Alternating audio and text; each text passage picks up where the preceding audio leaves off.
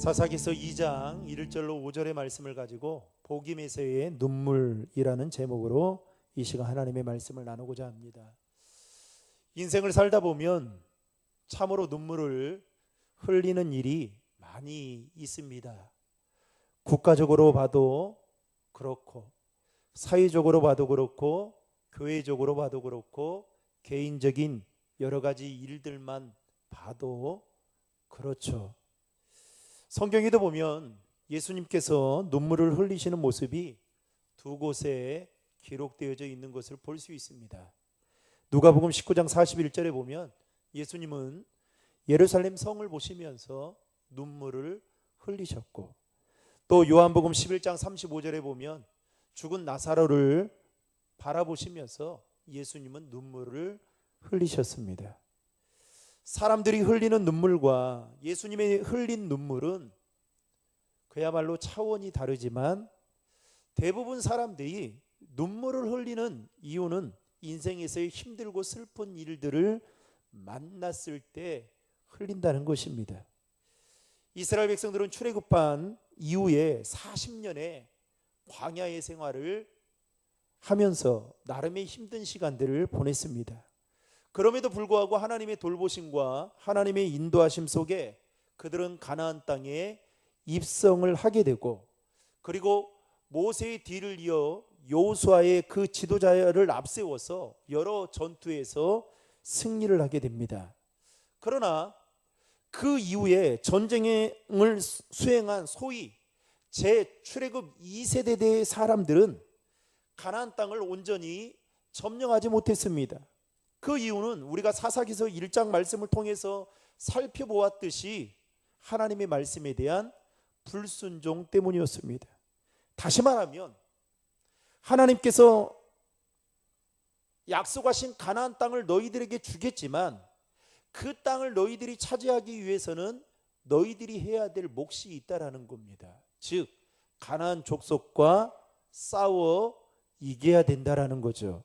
그런데 이스라엘 백성들은 가나안 족속들을 다 진멸하라고 말씀하셨건만, 자신들의 탐욕에 눈이 먼 나머지, 자신들의 눈앞에 보이는 이익 때문에 그들은 그들과 적당하게 타협을 하게 됩니다.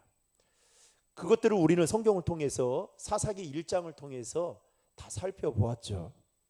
특별히 오늘 본문에 보면 이스라엘 백성들이 복임이라는 곳에서 하나님 앞에서 눈물을 흘리셨다라는 이야기가 기록되고 있습니다. 그러면 이스라엘 백성들이 복임에서 눈물을 흘린 이유가 무엇 때문이었을까? 또 그들이 얼마나 이 지역에서 많은 눈물을 흘렸기에, 이 복임이라는 뜻이 우는 자들이라는 뜻이거든요. 왜 우는 자들이라고 이 이름을 붙였을까? 한번 오늘 말씀을 통해 상고해 보고자 합니다. 특별히 그 눈물의 이야기를 오늘 이 시간 함께 또 생각해 보고자 합니다. 이스라엘 백성들은 하나님께 택함은 받았지만 하나님을 온전히 믿지 못하는 불신앙을 가지고 있었습니다. 그래서 사사기서 1장 19절에 보면 이스라엘 백성들이 골짜기 거민들의 철병거를 보고 어떻게 해요? 두려워합니다. 높은 산성과 단단한 성곽을 두려워했고, 또 훈련된 가나안 원주민들을 두려워한 나머지 그들의 분배받은 그 땅을 정복하지 않았습니다. 못한 것이 아니라 안 한 겁니다. 성경은 그렇게 이야기하고 있죠.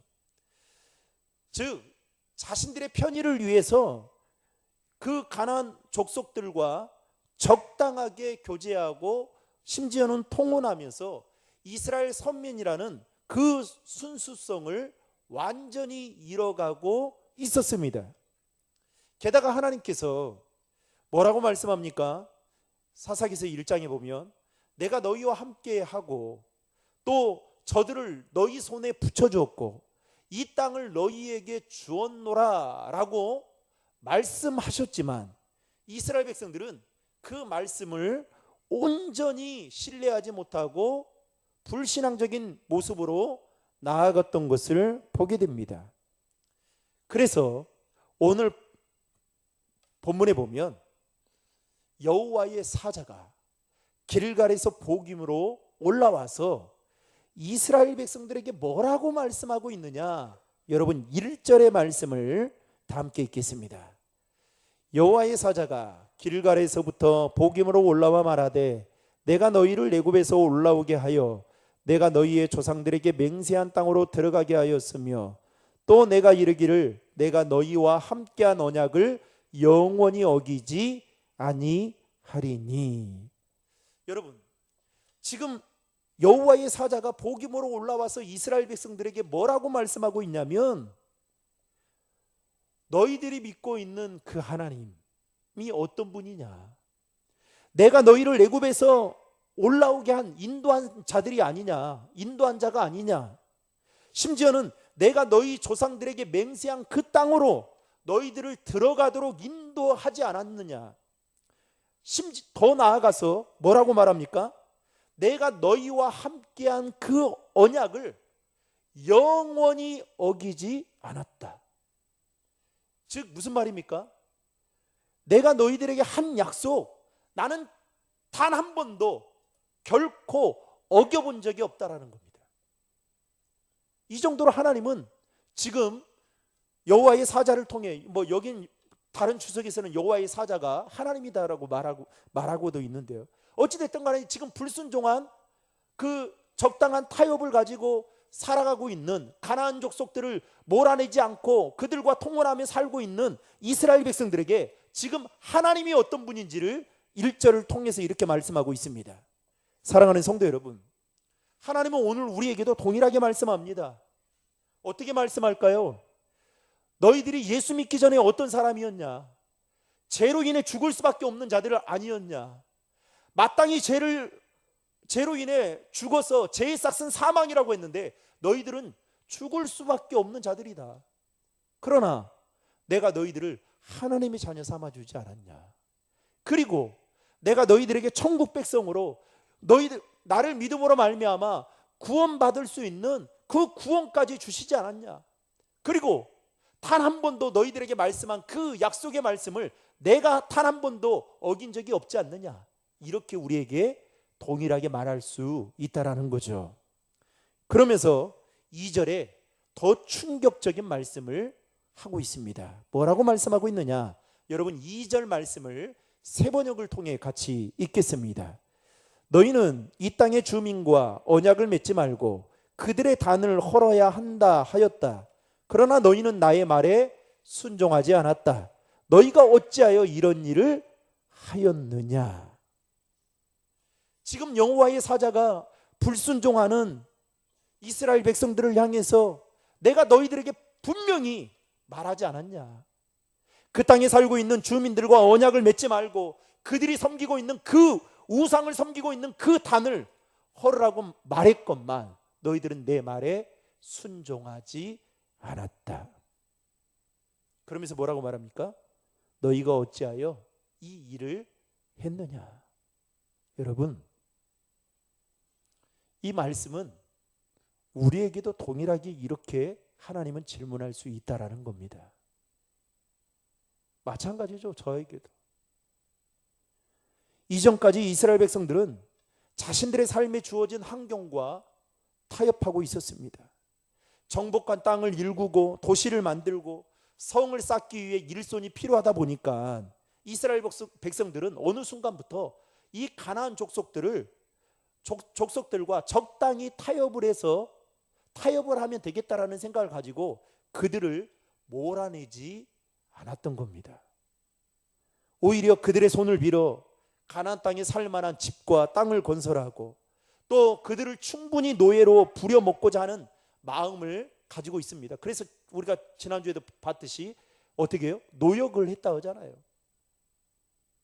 돌아보면 이러한 이스라엘 백성들의 타협이 그들의 신앙을 퇴보하게 만들었고 하나님의 방법대로 하나님의 말씀대로 살아가지 못하도록 만드는 가장 큰 걸림돌이 되었던 것입니다. 여러분, 사단은 자꾸만 우리에게 유혹해요. 뭘 그렇게 신앙생활 그렇게 하냐? 다 몸이 피곤하면 쉬어라. 여러분 쉼이 얼마나 좋아요. 저도요, 좀 죄송한 말씀이지만 우리 정 목사님이 수요일마다 어떻게 해요? 새벽기도 인도잖아요. 제 마음은 어떤 마음일까요? 저도 쉬고 싶은 마음이 있지 않겠어요? 그러면 성도님이 이렇게 말할 수 있어요. 목사님 왜 이렇게 수요일날은 안 나오세요? 저는 그때만 빠져요. 저는 그때만 빠져요. 여러분 그럼 말할 수 있겠습니까? 제가 안 나온다고 기도를 안 하는 겁니까? 아니죠. 저도 쉬고 싶은 마음이 있어요. 그러나 제가 꾸역꾸역 나오는 이유가 뭔지 아십니까? 제가 기도 안 하면 성도들도 기도 안 하거든요. 이게 그 거룩한 부담감인 거예요. 거룩한 부담감. 저도 더 적당하게 타협하고 싶은 거예요.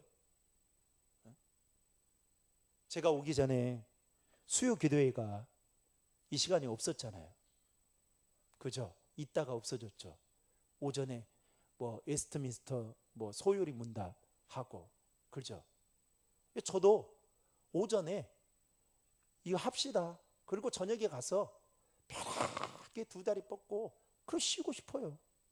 그렇게 여러분 타협하려고 하면 경계선이 없습니다. 타협하면 끝이 없어요. 끝이. 제가 같이 사역했던 일산에 큰 교회가 있어요.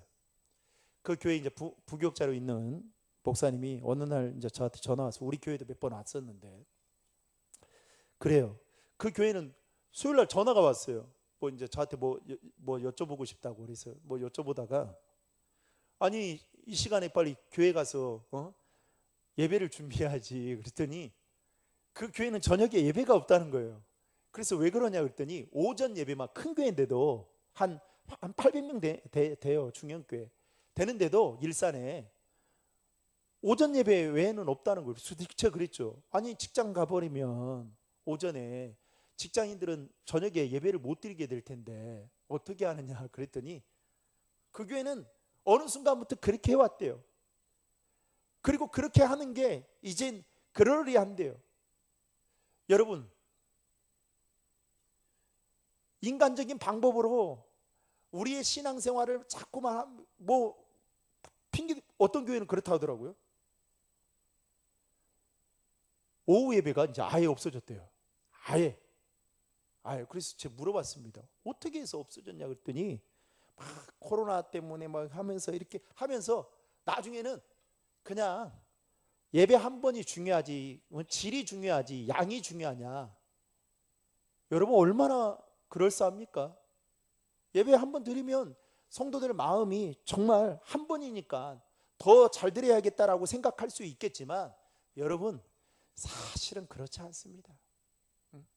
우리가 신앙생활하면서 타협을 보려고 하면 너무나도 많은 것들이 여러분 우리에게 유혹으로 다가올 때가 있어요.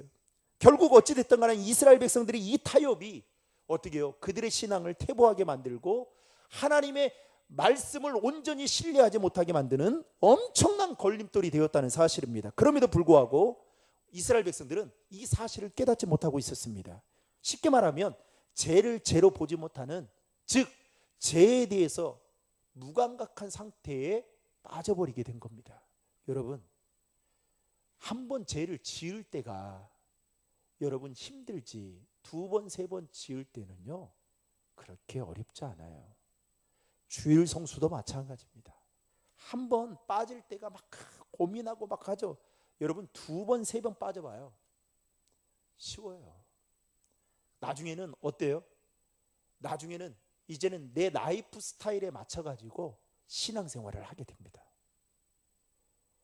그러니까 이스라엘 백성들이 자신들의 그 영적인 상태를 보지 못할 정도로 엄청난 암흑기에, 여러분 사사기는 암흑기라고 말하잖아요. 암흑기에 빠져버리게 된 겁니다. 그래서 하나님이 어떻게 해요? 여호와의 사자를 통해서, 그것도 길갈에서 복임에 올라와 지금 지적하고 있는 거예요. 그러면서 뭐라고 말씀하느냐? 여러분 3절의 말씀을 다 함께 읽겠습니다. 그러므로 내가 또 말하기를 내가 그들을 너희 앞에서 쫓아내지 아니하리니 그들이 너희 옆구리에 가시가 될 것이며 그들의 신들이 너희에게 올무가 되리라 하였노라. 뭐라고 말합니까? 너희를 찌르는 가시가 있고 너희를 올가매는 올무가 있는데 그것은 너희들이 남긴 거야. 즉 너희들이 남겨둔 그 족속이 결국 너희들의 삶에 찌르는 가시가 되고 우상을 숭배할 수밖에 없는 올무가 될 것이다라고 여호와의 사자가 이스라엘 백성들에게 말합니다. 여러분, 이 말을 들으면 어떻게 반응해야 될까요? 자, 이스라엘 백성들이 어떻게 반응했는지 4절의 말씀을 같이 읽겠습니다. 여호와의 사자가 이스라엘 모든 자손에게 이 말씀을 이르매 백성이 소리를 높여 운지라.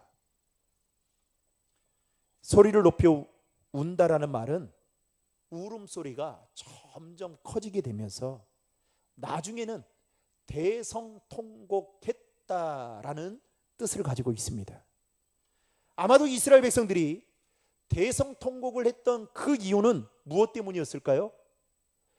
여호와의 사자가 하신 그 말씀을 그때서야 비로소 깨닫게 되었다는 사실이에요. 여러분, 아무리 말씀을 많이 들어도요, 깨닫지 못하면 소용없어요. 부모가 자식들에게 수천 마디 귀에 굳은 살이 배기도록 말해도 그 자녀가 부모님의 마음을, 그 말을 깨닫지 못하면 어떻게 해요? 그 자녀는 바뀔 수가 없습니다. 여러분, 우리는 요즘 한국교회 성도들의 이 신앙의 수준이 얼마나 높아졌어요. 그냥 유튜브 하나 보면 내가 좋아하는 목사님 설교를 들을 수 있어요. 귀는 완전히 고급됐습니다. 그런데 문제는 뭡니까? 여러분, 좀 죄송합니다만 어떤 선택을 하고 어떤 판단을 할 때의 그 기준점을 보면 그 사람의 신앙의 수준을 알 수 있어요. 즉 성경적인 가치관을 가지고 이것을 대입하고 바라보고 그리고 내 삶에 적용하느냐를 보면 알 수 있는데 그 부분은 너무나도 약한 상태에 있습니다. 그러니까 어떻게 해요? 말씀을 여러분 강단에서 막 그렇게 목이 세더라 외치잖아요. 그런데 어떻게 해요? 움직이질 않는 거예요. 왜 그럴까요? 그분이 잘못한 게 아니에요. 깨닫지 못하니까 그래요.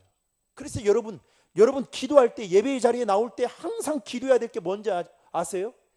하나님, 깨달음의 지혜를 주십시오. 저는 우리 아이들 위해서 학교 갈 때마다 기도합니다. 하나님, 우리 아이들이 선생님의 그 말씀을 깨달을 수 있는 지혜를 달라고. 여러분, 이게 얼마나 중요한지 몰라요. 못 깨달은 거예요. 그동안 이스라엘 백성들은 자신들이 그 가나안 원주민들을 쫓아낼 수 있었음에도 불구하고 쫓아내지 않고 진멸하지 않고 가만히 적당하게 타협했던 이 모든 것들이 죄인데도 불구하고 깨닫지 못하니까 어떻게 해요? 그렇게 살았던 겁니다. 그런데 여호와의 사자가 그들에게 말을 했더니 그들이 그 말을 듣고 어떻게 했다고요? 여러분, 한 사람이 아니에요. 오늘 본문에 보면 뭐라고 말합니까? 백성이, 복수로 말하고 있습니다. 거기에 있던 사람들이 소리를 높여 우는 깨달음의 은혜가 그들에게 임했던 것입니다. 사랑하는 성도 여러분, 저와 여러분들에게도 하나님의 말씀을 들을 때에 깨달음의 은혜가 있기를 주님의 이름으로 축복합니다. 깨달아야 돼요. 여러분, 못 깨달으면 여러분 백날 백번 말해봤자 필요 없습니다.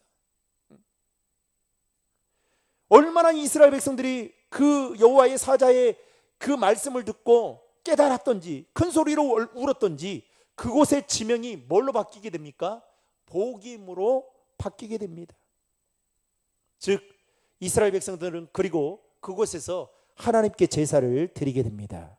여러분, 오늘 이스라엘 백성들이 복임에서 눈물을 흘리는 이 모습을 통해서 우리는 두 가지를 생각해 봐야 합니다. 첫 번째는 우리 역시도 내가 지은 죄 때문에 눈물을 흘린 적이 언제였는가 하는 것입니다.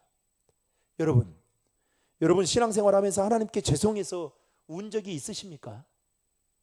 하나님께 죄송해서, 너무 죄송해서 내가 지은 죄 때문에 회개의 눈물을 흘려보신 적이 최근에 있어 본 적이 있으십니까? 대개 사람들이 눈물을 흘리는 이유는 삶에 힘들고 어려운 일이 있거나 또는 사랑하는 사람과 이별을 하거나 사별을 할 때에 웁니다. 그리고 때로는 너무 화가 치밀어 오르니까 억울해서 눈물을 흘리는 경우들도 있죠. 그러나 실제로 자신이 지은 죄 때문에 우는 사람은 매우 드뭅니다.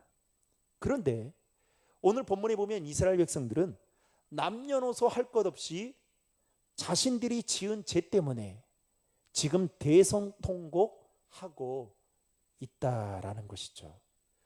여러분 1907년도에 평양 장대현 부흥운동의 시작이 어떻게 된지 아세요? 이 길선주 목사님의 말씀을 통해 한 성도가 거기에서 자신의 죄를 깨닫게 됩니다. 그리고 손을 들고 내가 이 죄인입니다. 그러면서 엄청나게 막 우는 거예요.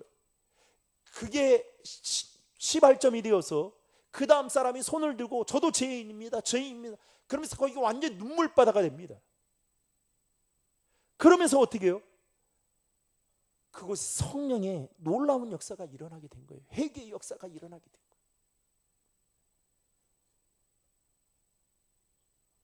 두 번째는 이스라엘 백성들이 눈물을 흘리는 그 모습을 보면서 우리가 생각해 봐야 할 것은 우리가 불순종하고 범죄할지라도 회개하고 돌이키면 된다라는 겁니다.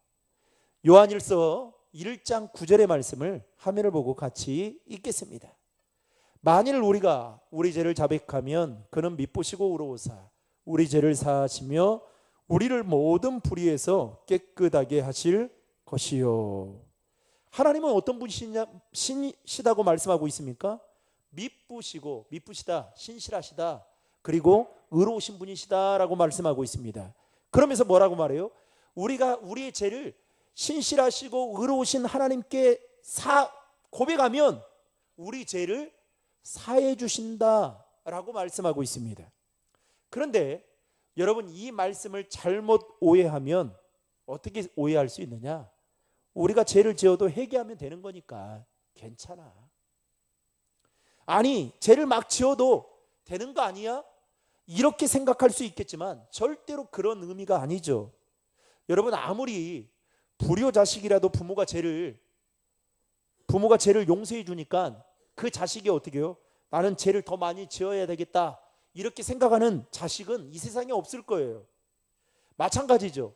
하나님께서 회개하며 돌이키는 자의 죄를 사해 주신다라고 말씀하신 것이 곧 우리를 향한 하나님의 마음이다라고 우리가 안다면 여러분 두 번 다시 그 죄를 반복되어 짓지 않으려고 몸부림칠 것입니다. 그런데 사단은 우리에게 그럴싸하게 유혹하면서 속삭이며 유혹합니다. 모든 사람이 다 그렇게 산다는 거예요. 그런데 왜 너만 유별나게, 왜 직장에서도 그렇게 살아야 되는지. 예수 믿는 사람들 보니까 다 술 먹고 담배 피고 그러는데 굳이 왜 이 분위기를 깨가면서 본인이 술 먹지 않고 담배 피지 않는다는 것을 굳이 왜 내세우는지. 그러면서 아주 적당하게 예수 믿는 사람 다 그러던데 이렇게 이야기하는 거예요. 그럼 또 뭐 어떻게 유혹할까요? 그렇게 사는 게 힘들지 않아? 그렇죠. 아니 신앙생활 적당히 하면 되지. 그렇게 사는 거, 그렇게 하는 거 힘들지 않아? 주일날 딱 한 번만 나가면 돼. 그렇게 굳이 살아갈 필요 없어. 죄를 지으면 회개하면 되는 거니까 너무 부담 갖지 마. 사단은 이런 식으로 우리에게 유혹합니다. 여러분 얼마나 우리를 이해하는 척 유혹하는 겁니까? 그렇죠? 그런데 여러분 이 말에 적당하게 타협하는 순간부터 우리의 믿음은 퇴보될 뿐만 아니라 하나님과의 관계는 어그러진다는 사실을 기억하시길 바랍니다. 그러면 어떻게 되느냐? 여러분, 기도해도, 잘 들으세요.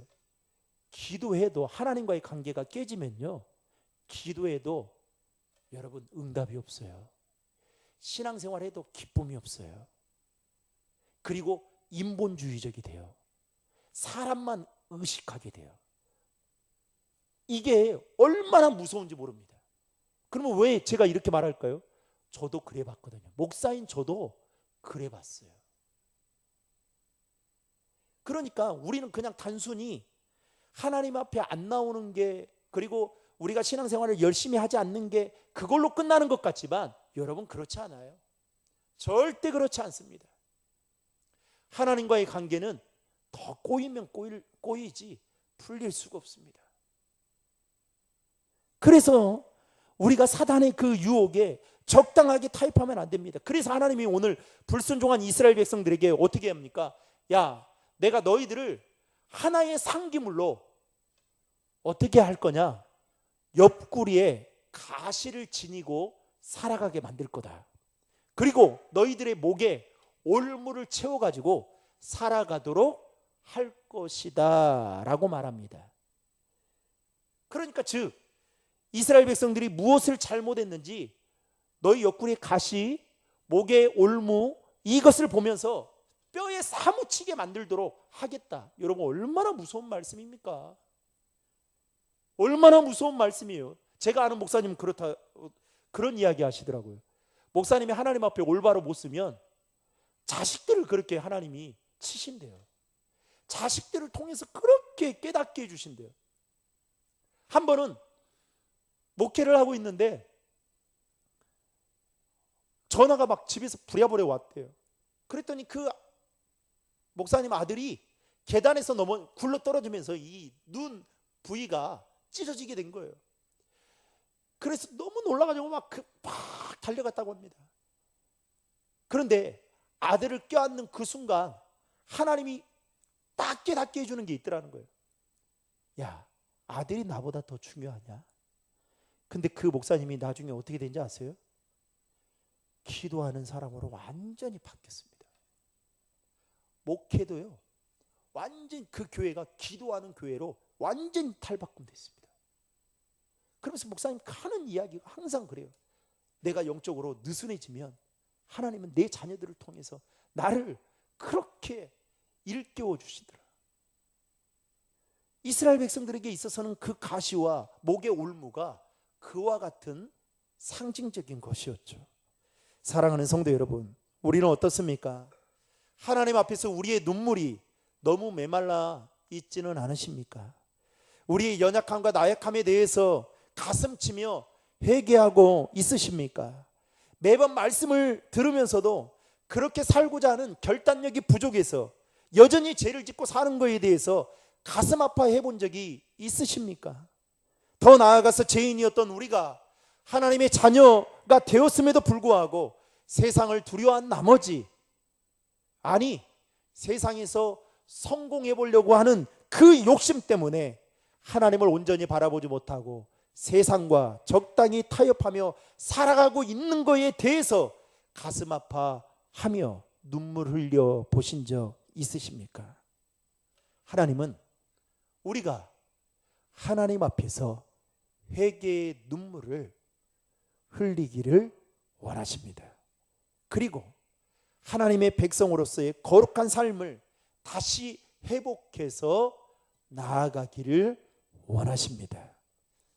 결국 여러분, 이 사사기서는 하나님이 이제 깨닫지 못하는, 그리고 죄를 반복해서 짓는 이스라엘 백성들을 통해서 어떻게 합니까? 주변의 국가들을 통해 이스라엘 백성들을 징계하는 것을 보게 됩니다. 그런데 하나님이 거기서 끝내는 게 아니에요. 그냥 불쌍히 여기신 거예요. 그들이 마음을 바꿔서가 아니라 불쌍히 여겼어서, 그래서 어떻게 해요? 사사를 세우게 되잖아요. 이제 우리가 첫 번째 사사를 이제 또 살펴보게 될 텐데, 그리고 어떻게 해요? 사사를 세웠더니 또다시 어떻게 합니까? 죄를 범하잖아요. 그러니까 다람쥐 쳇바퀴 돌아가듯이 이스라엘 백성들이 온전히 하나님 앞에 서지 못하는 것을 우리는 사사기서 말씀을 통해서 우리는 이제 살펴보게 될 것입니다. 사랑하는 성도 여러분, 여자의 눈물은 남자의 마음도 때로는 감동을 시키고 때로는 그렇잖아요. 하물며 하나님의 자녀인 우리의 눈물이 하나님의 마음을 감동시키지 않을까요? 또 하나님도 우리가 죄를 짓고 있을 때 여러분 예수님께서 보좌 우편에만 앉아 계실까요? 우리를 지켜보고 계실 거예요, 여러분. 그러면서 어떻게 해요? 응원도 하지만 우리가 잘못된 길로 걸어갈 때에 분명히 예수님도 눈물을 흘리실 겁니다. 이러면 안 되는데, 이렇게 깨닫게 해주는데, 알려주는데 왜 이렇게 못 깨닫지? 그러면서 우실 거예요. 따라서 저와 여러분이 하나님 앞에서 다시 한번 올곧게 서는 신앙인으로 나아가기 위해 우리의 영적인 상태를 돌아보며 회개의 눈물을 흘릴 뿐만 아니라 또 하나님의 거룩한 백성으로서의 주님 앞에 더 가까이 나아감을 통해서 여러분 우리의 신앙생활이 정말 하나님을 기쁘시게 하는 신앙생활이 되기를 주님의 이름으로 축원합니다.